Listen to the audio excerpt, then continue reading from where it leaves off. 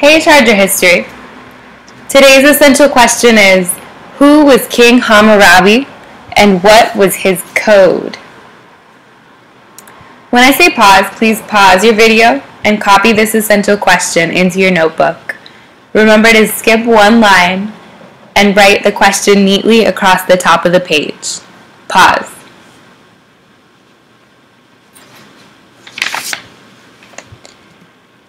Now please draw the vertical line for your notes. Remember that today while you're taking notes, you should circle key vocab. That's any word that's important from class today, and also any word that we've learned about earlier in other classes. So yesterday we learned that Mesopotamian city-states were divided into different social classes. But we said that when people are divided like this, conflicts can occur. Some people have lots of money and power. Other people have only a little bit of money or no power at all. When that happens, problems can start. What kind of problems can you imagine might happen in a society where some people have lots of money and others have almost none?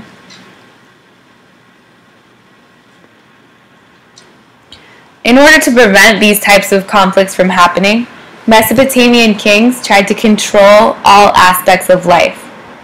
They created laws for their subjects to follow, and they enforced these laws with the help of government officials, just like we have laws that we follow today. One king, Hammurabi, was a brilliant leader. His armies fought many battles to expand his power. Eventually, he brought all of Mesopotamia into one empire controlled by him. His empire was called Babylonia, or the Babylonian Empire. But Hammurabi wasn't just a great warrior. He was a great king in many ways. He was an able ruler who could govern his huge empire by overseeing building projects, watching out for irrigation ditches and building new ones, collecting taxes in the form of crops from farmers, and he also brought more money to Mesopotamia through increasing trade. But even though Hammurabi is famous for being a great king in all these ways, he's most famous for his code of laws.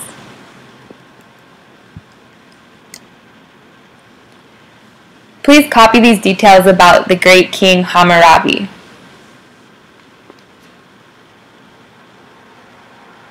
Press pause if you need more time. So, individual city-states in Sumer and other parts of Mesopotamia already had their own laws. Hammurabi wasn't the first person to ever write down a set of laws. But Hammurabi did realize that a single uniform code would help to unite the many city-states that fell under his control. So he collected the existing rules from the city-states, and he put them all into one code called the Code of Hammurabi.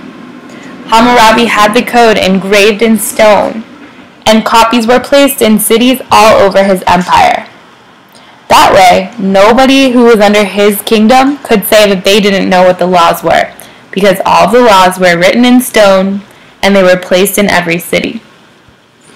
The code lists 282 laws dealing with everything that affected the communities, including family relationships, business, and crime. The laws really tell us a lot about the Mesopotamians' beliefs and what they thought was important. Since many Mesopotamians were like merchants and traders, for example, many of the laws related to things that you own or your property.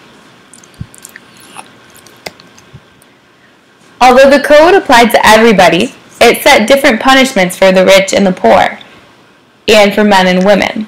Usually, if you were rich, you had less of a punishment. But the most famous thing about Hammurabi's code was that it applied the idea of retaliation, revenge, an eye for an eye and a tooth for a tooth to punish crimes. What this says is, if a man destroys the eye of another man, they shall destroy his eye. So basically in Hammurabi's code, If you did something to somebody else, then that person was legally allowed to do it right back to you. The law said that whatever you did, you got it back at you.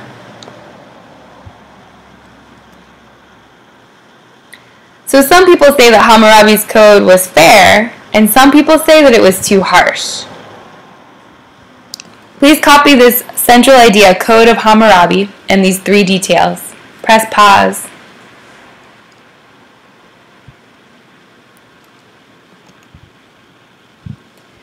Here are 2 more of the laws from Hammurabi's code. Please press pause and read these laws to yourself. Try to understand what the laws are saying. Pause.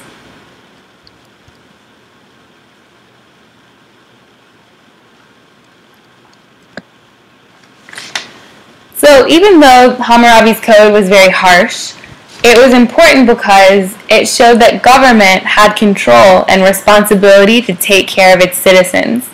For example, if a man was robbed and the thief wasn't caught, then the government was required to pay the victim for what he lost. King Hammurabi wanted to make sure that everybody knew that the government would take care of its people. The most amazing thing of all about Hammurabi's code is that it was written in stone. In fact, one of its tablets still exists today. This is a picture that I actually took. I saw the real Hammurabi's code. It's in a museum in France. So you can go see it if you go visit the Louvre, a famous museum in Paris. The code stays there today. Because this code was written in stone and displayed in the center of all the Babylonian cities, Hammurabi could enforce it to everyone. Nobody could say that they didn't know the laws because it was written down for everyone to see, and it would never change because it was set in stone. Alright guys, that's the most important stuff about Hammurabi's code. Please X out of this video and go back to your playlist to see what's next.